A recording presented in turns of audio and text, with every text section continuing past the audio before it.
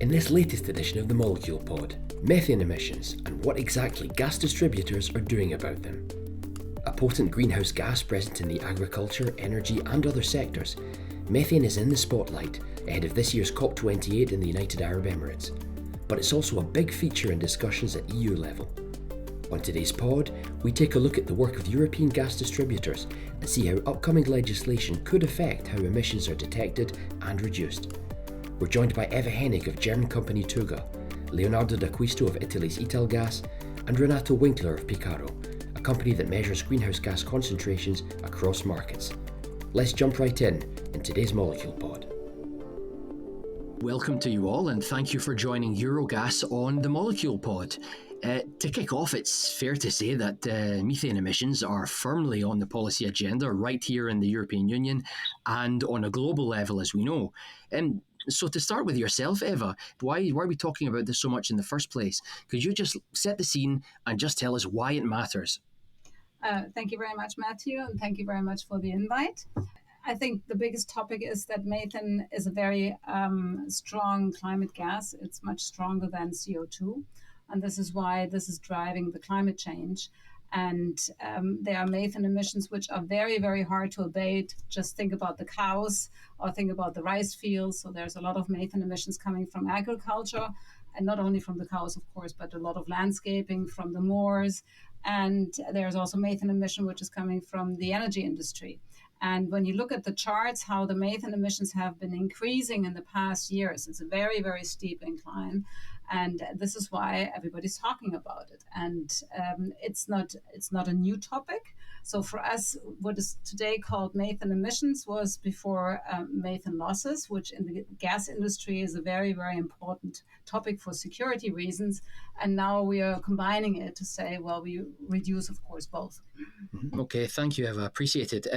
So yes, it's really making headlines across the world, notably because of platforms such as OGMP 2.0, and also because of forthcoming COP climate change COP conferences.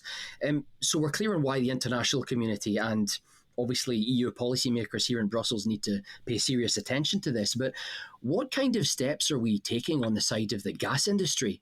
And I would probably ask Eva first and Leonardo, because obviously you can offer the perspective of distribution system operators. Again, Eva, to start with yourself. So as a gas industry, we've always been working on that topic, but we never called it reduction of methane emissions. We called it the reduction of leaks and losses. And this is why since the beginning of the days of the gas industry, we were always hunting for those losses to make sure that we don't have them. And so now we are increasing all the efforts across the industry. So it's a downstream industry, which is the distribution sector. It's the midstream industry, which is the transmission sector, but of course also the upstream industry.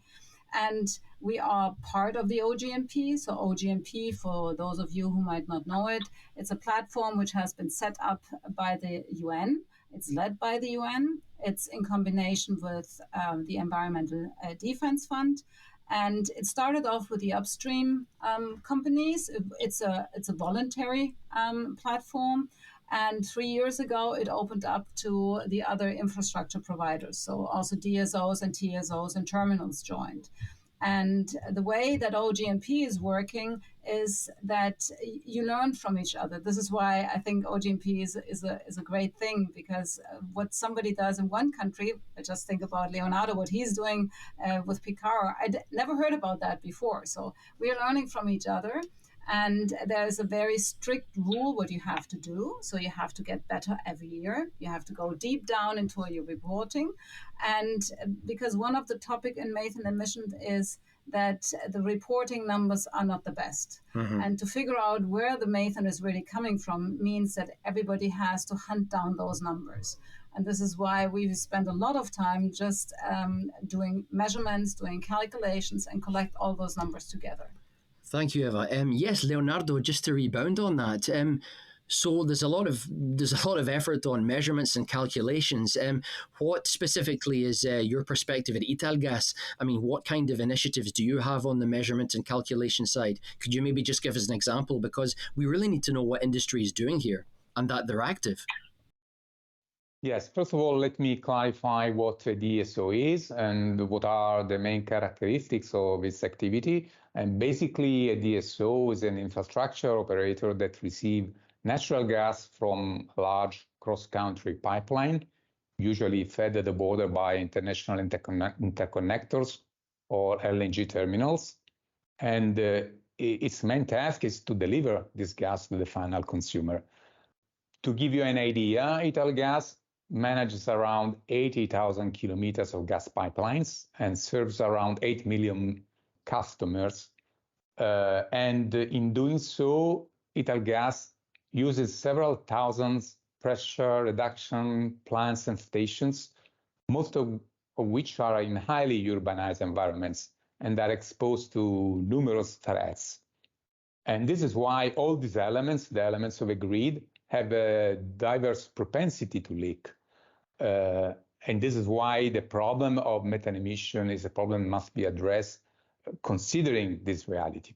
Anyway, as Eva said, gas DSO are traditionally very active in reducing methane emissions and in investigating the integrity of their networks. And this has been done and is done actually essentially for safety reasons. In other words, to prevent uncontrolled emission from accumulating and creating the danger of an explosion. But this effort obviously has also positive effects on methane emissions reductions. What gas DSOs are doing right now and what Italgas is doing right now is to invest many human and financial resources in innovation. To be more specific, gas DSOs are increasing the precision and frequency of leak detection campaigns by using innovative technologies such as the Picarro surveyor, which I believe Renato will talk about later. Such technologies are thousands of times more efficient and capable of detecting and locate leaks. Here in Italgas, we have been using Picarro since 2018, and in this period, we have significantly increased our network investigation capacity. In numbers, now we are able to control more than 100% of our network every year, while 4 years ago, we were able to control only 25 or 30% of the grid. Another thing that DSOs are doing is progressively digitalizing their networks, which means that they are installing sensors along the grids that can monitor several operational parameters, such as gas pressure, odorant, etc. And that they can do that in real time. Why this is important? Because digitalization allows smart grid management and remote control in the event of malfunctions. But most of all, because predictive maintenance is something that will make increasingly able gas DSO to understand in advance which part of their network is most prone to leak due to age, composition of materials, location, etc., and to implement in advance all the interventions necessary to avoid losses. The ability to schedule pipe replacement and repair before a leak occurs is, in my opinion, one of the most promising ways to reduce methane emissions, along with new technologies such as satellites and drones that will probably become ready for gas DSOs in the next few years. So thank you very much, Leonardo. Yes, Eva. So Leonardo was very clear on some of the solutions that Italgas is really pursuing. But what about on Thüga's side? Because I understand that obviously as a DSO in Germany, then you are dealing with methane emissions on a daily basis, and it's something which you've been working very hard at. What's the problem here? Because in Brussels, we're hearing and reading different perspectives on how to reduce emissions and detect leaks, of course. How do you see it from Thüga's perspective? I think Leonardo and me, we have the same opinion on it because a DSO is a DSO. So the difference is, yes, of course, a grid in Rome looks different than the grid in the Bavarian landscape. But to find the leaks, everybody uses different kind of technologies. And they're all over Europe. So this is not so much different using new technologies. It depends on very much on what kind of landscape you're operating. For example, if you would like to fly with a drone in the middle of Munich, you will not have a lot of fun. They're going to shoot down the drone. So this means that we have to figure out what is the best technology available that we can use, which is already on the market. So it doesn't make sense to talk about something which is not on the market yet. We have to find those technologies which are there. We have very, very good experiences with different kinds of finding the leaks. What is new to all of us is the quantification. Because before, and this is what we were sometimes accused of, we said, we're going to find the leak, we're going to repair the leak as fast as possible.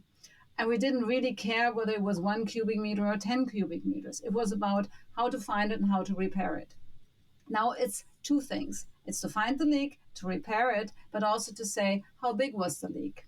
And so the quantification of any kind of methane emissions that we have is a big task. And this is a new one. And this is also one of the reasons why we joined OGMP, because we knew we have to come into this world and we wanted to learn it as fast as possible. So we spent quite a lot of time on the calculation and on those measurement devices which are out there to figure out which of them is the best for the kind of infrastructure. So it's a difference when you look at a pipe, which is underground. So it's about 1 meter underground.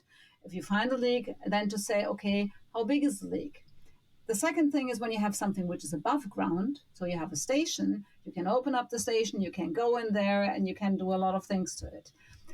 When you think about a meter, which in Germany is always in the house, then it's a bit more complicated if you have to go there every 2 months and you have to ring the bell and you have to say, I want to go down into your basement. So we are trying to find the best technology for the quantification now to make sure we can do this as precise as possible. And it still has to be cost efficient and it has to be practical, because we cannot just employ 1,000 new people because it's so complicated that you need to have a PhD. Thank you so much. I think that's very clear. Actually, it takes me very directly to Renato at Picarro. So, Renato, I'd really like to bring you in here and ask for your take, because Picarro is a company that prepares the data, that has solutions that industry needs on methane leaks, and you have some really interesting propositions in that regard. How would you respond to what's just been said by Eva? Yes, indeed. Picarro has been developing a solution that allows to detect and quantify leaks from gas distribution grids. And we have been developing this solution over the last decade. I think it was mentioned before, methane emission measurements, methane emission quantification from the gas distribution grid has become into the focus recently for multiple reasons. And among them, one of the important reasons is, of course, the fact that methane is such an important greenhouse gas and contributes to global warming. Another one was mentioned before. It is relatively easy to abate emissions from the energy sector, in particular from the gas value chain, compared to other methane emitters, such as the agriculture system. At Picarro, we have been developing a solution that we call advanced mobile leak detection. So what we bring to the table here, and which is a game changer for the industry, is that our technology allows the combination of the safety aspect and the environmental aspects. So as it was mentioned by Eva, leak detection is nothing new and has been done for a very long time with the focus on the safety aspect. With Picarro, we can basically detect and quantify the size of the leak with one data collection. So we use a car to drive across the distribution grid and collect data from that distribution grid, which allows us to identify the areas of a given network where higher leak densities occur, or where we have a large amount of methane emissions due to large leaks. And this allows to use measurement data for the quantification aspect. It has been mentioned before, previously emissions have been quantified by using emission factors, which are often based on literature values and often based on relatively few measurement points. Whereas with our technology, it is possible to collect hundreds or thousands of data points on a given network and allow for a better statistic and therefore lower uncertainty of the emission quantification. But emission quantification is only one step. The second important step is emission reduction. And emissions have been reduced traditionally through pipeline replacement programs. So utilities have identified either through measurements or through data integration modeling, network integration modeling, which part of the network should be replaced. Now, the issue with this approach is that typically only 1 to 2% of a network length are replaced per year. So that means the emission reduction potential through pipeline replacement activities is very limited and is nowhere close to reach ambitious targets such as companies who are member of OGMP or even net zero targets by 2040, 2050. So a more targeted approach is needed. And that's the other aspect where our technology can be of great help. And I think the example of Italgas has shown the success of using Picarro with the aim of reducing the emissions.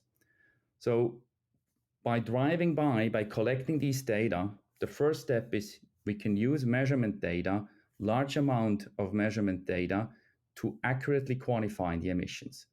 And the second aspect is we use these data to identify the areas or the locations where we have the large leaks.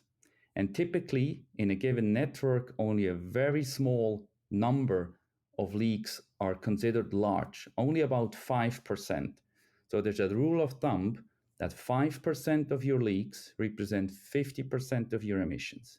So by localizing these 5% large leaks and repairing them, a utility can drastically reduce their total emissions by up to 50%, which is of course a much more efficient way to reduce total emissions than what has been traditionally done. Right, I see. Thank you very much, Renato. It's a really fascinating insight into the complexities of methane detection. And just before we proceed, I'd like to rebound with Eva, because Eva, surely on the legislative level, here in the EU, you're really looking for legislation that really incentivizes companies to go after that 5% of leaks, which can really address 50% of the total of methane emissions from a given system. Surely there would be some kind of incentivization to really go for that for those top emitters. How do you see things happening in the EU at the moment with respect to the legislation? Is that even the case, or are you seeing something quite different on the ground? So the legislation that we are looking at, which is just entering the trilogue phase, so where the Parliament, the Council, and the Commission will debate about the final version. So this legislation is not an incentivizing legislation.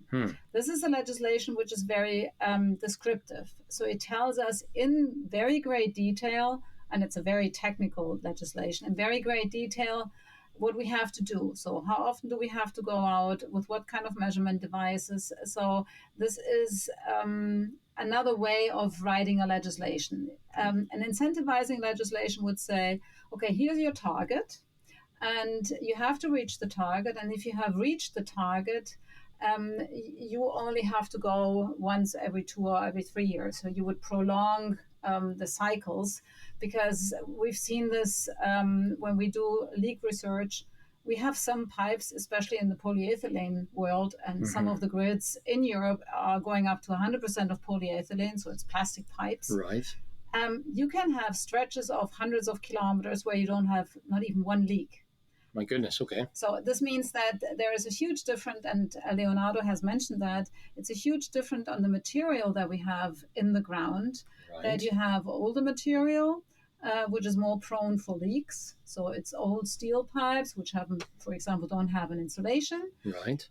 So you already find today more leaks per kilometer with those kind of materials. So you can say material, age, sometimes it's the ground also, which might be aggressive. Then you can say, well, we're going to have statistically more leaks. Mm-hmm. When you have a new polyethylene pipe, you will not find leaks. Right. So with this kind of very descriptive regulation, we would have to control a totally new pipe, which was put into the ground last year. We would have to control it, depending on which text you take. The Commission had proposed every 2 months. So every 2 months, you have to run all over all the grids. Right. And so this is why the debate was so long, and whether, for example, we could already open up to an incentive which says, okay, you have a target. When you reach the target, you're allowed to do less. But this is up for debate at the moment. Right. So I think what you're saying, Eva, is that you would very much call for a targets, so a results-oriented approach. It is for a longer stretch. So in the beginning, it's hard to set a target because in the beginning, you first have to figure out where do you stand. And this is where the quantification comes into play. So everybody has to quantify. And we've learned a lot in the last 3 years within OGMP. We started off with, I wouldn't say a wild guess, it was emission factors, but they were 20 years old. Sure. And since then, our emissions dropped by 95%. And they didn't drop by 95% because we found all those leaks and we repaired them. It's just because we were measuring like hell and we were hunting for each molecule to understand really what is the real physical emission that we have. And this is where we're slowly getting now. And this is where OGMP is forcing us to get to. Right, understood. Listen, Italgas, what about Leonardo? What about Italgas's position on this? Because I would really like to know what your assessment is in terms of what's happening in the EU in terms of rules and legislation. I mean, what should we be doing better on a legislative front? As Eva said, a more prescriptive legislation is perhaps not, it might even end up being counterproductive. Would it be fair to say that? Well, let me start with a statement to clear the air. I think that, and I'm pretty sure that all gas DSOs think the same, that the EU commitment to reduce methane emissions is a timely and necessary initiative, which overall has been well received by the gas industry. Like all human endeavor, it can be improved, and we have seen the Parliament, the Council, and the Commission working in this direction, the direction of a more balanced regulation, also with the strong support of the gas distribution sector. Having said that, I must admit that not all the provisions in the current draft of the methane regulation represent, in my opinion, the right balance between effectiveness and efficiency in terms of costs. For example, there are limits in current technologies, and I have already talked about how much in Italgas we are investing in technology, which do not allow gas DSOs to investigate their network as frequently as the European Commission and the Parliament would like us to do. This is the truth, and we must tell ourselves of this truth if we want to find the right solution to control methane emissions. And by saying right, I mean with the right balance between cost and efficiency. Also, and I think I said that before as well, the industry's efforts are towards predictive maintenance, which aims to distinguish and focus preventive repair interventions based on the materials of the pipes and on their location, for example. The initial version of the regulation proposed by the European Commission does not go down this path.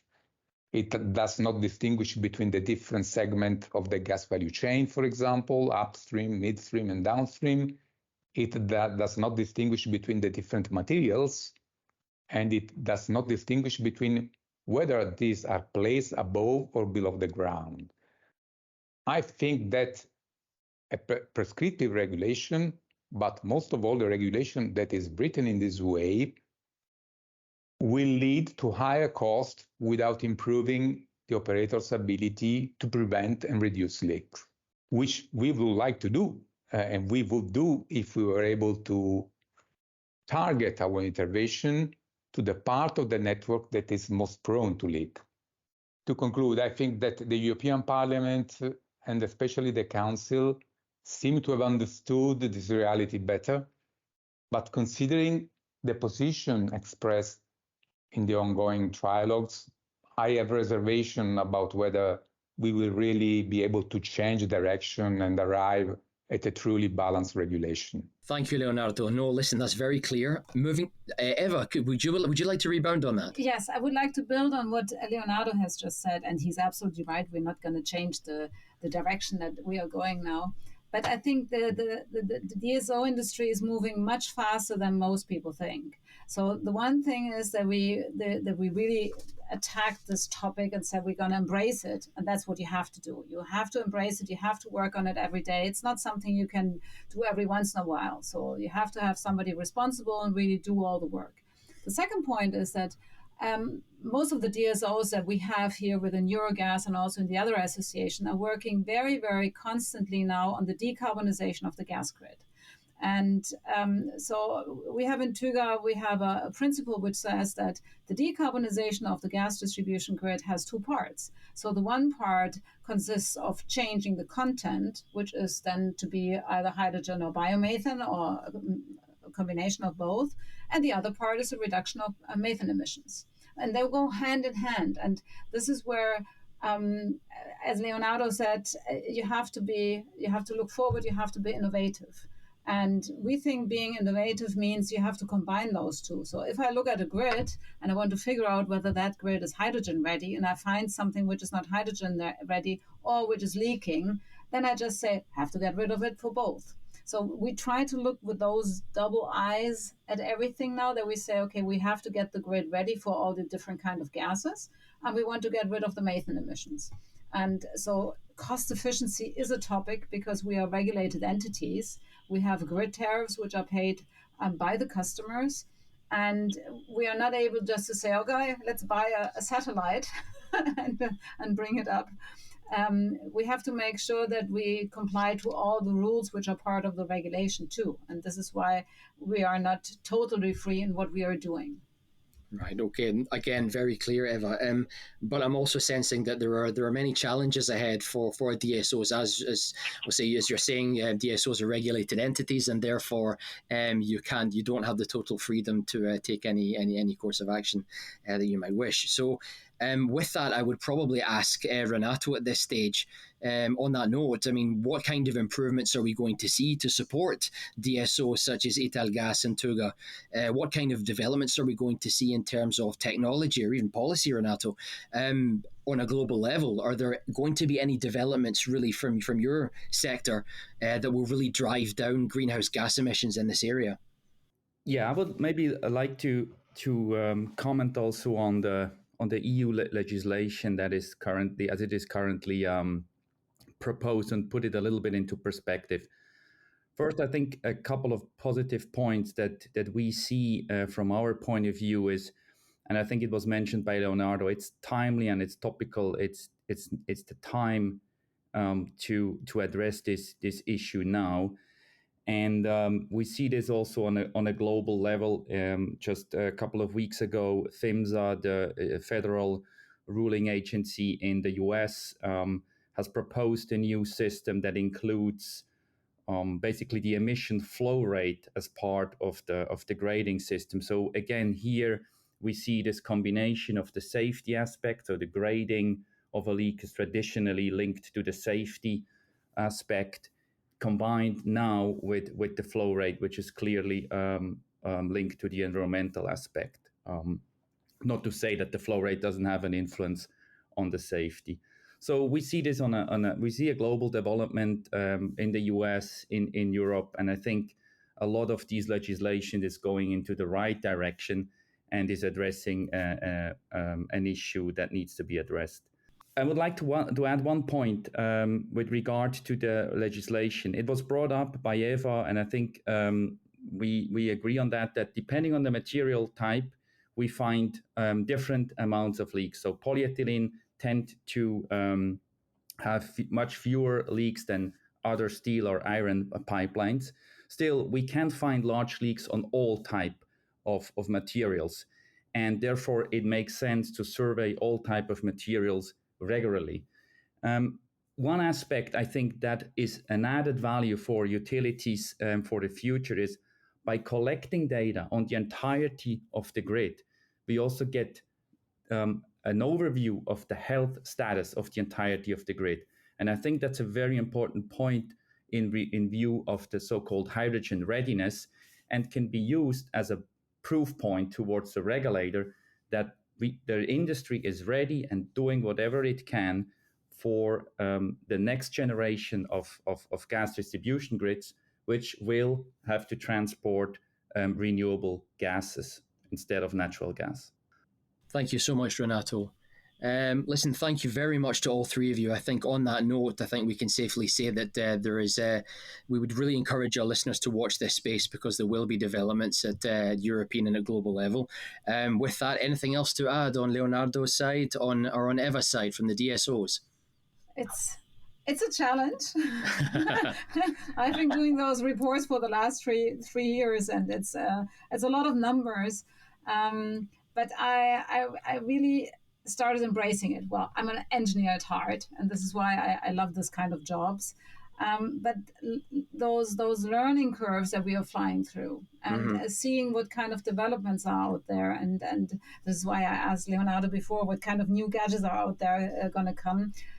I can see a certain excitement also with all the engineers out there. It's not like the gas industry was 20 years ago. Right. And people are really rolling up their sleeves and saying, yes, we can do this. And they do it, and they try to do their best in making it as fast as possible. But you also have to be very precise according to the legislation, because everything is going to be audited. So we have to find a midway to make sure that we can really achieve this. We have 1,400 DSOs within Europe. It's quite a big number. And one of the tasks that we will have also with Leonardo and Renato together, training people, talking to people, talking about it, telling it to everybody to just start doing it and not be afraid of doing it. Just start crunching some numbers, and the outcome will be probably far away from what you will see in 2025. But just starting doing it is the first very important step. Leonardo, did you have anything else to add on the Molecule Pod today? Well, to conclude, I would like to recall what has been said at the beginning, that controlling greenhouse gases is a global problem, because such emissions impact the world regardless of where they are produced. To be effective, policies should also be coordinated on a global scale. And the initiatives such as the Methane Pledge, which was signed by several countries at COP27 last year in the UK, are for sure the best way to proceed. Also, the recent idea of adopting a globally relevant methane monitoring, reporting, and verification framework, I think, goes in the right direction. But to be effective, however, I think that it is necessary to start from already existing positive experiences and initiatives. And what comes immediately to my mind is OGMP 2.0, which has been already mentioned before today. And I think that starting from this initiative and the technical standards, for example, that has been established, has been agreed in this framework, are the best way to save time, to be productive, and to avoid starting a new process all over again, dispersing, as I said, all the impressive technical efforts that were already made. From a technological point of view, I think I already mentioned that. I think that after Picarro, I have no doubts that we will see developments also based on other technologies. Satellites and drones are increasingly improving their capability to detect leaks, and the level of precision and details is also increasing at a lower cost. And right now we are making experiment, and I'm sure other fellow DSOs are doing precisely the same thing at the same time. in general, I underline once again that network digitalization, remote network control, and the analysis of the huge amount of data produced by digitalization will massively support predictive maintenance, and this will be really the best way to anticipate unintentional leaks. And so I think that investments and intensive innovation, which have been instrumental in solving many problems our industry has faced in the past, will be able also to help us in tackling effectively methane emissions. Thank you so much, Leonardo. I think on those words, there's nothing left to be said today. I would like to thank all three of you, Renato, Eva, Leonardo. Thank you very much. Thanks for listening to this edition of the Molecule Pod. You can catch all our episodes on Spotify, Google Podcasts, and YouTube. And don't forget to follow the conversation on our social media channels, LinkedIn and X. We'll see you soon, so stay tuned for more from Eurogas.